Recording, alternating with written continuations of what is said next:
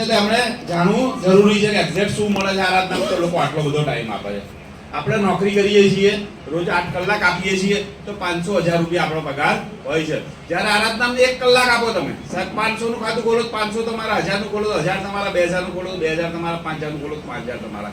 તો આરાધના બેટર કે આપણી જોબ બેટર?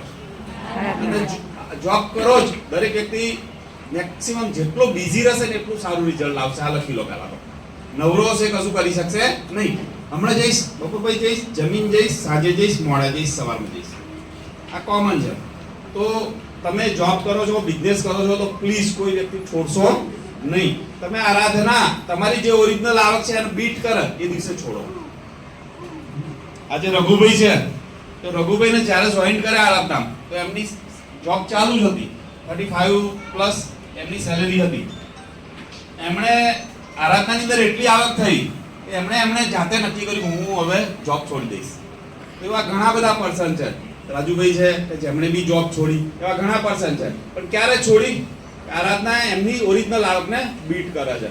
તો આ વસ્તુ ખાસ ધ્યાન રાખો. ઓકે, હવે અહીંયા એવા પર્સન ઘણા બધા બેઠા છે કે આરાધના ઘણા વર્ષોથી છે પણ મારી બ્રાન્ચ નથી.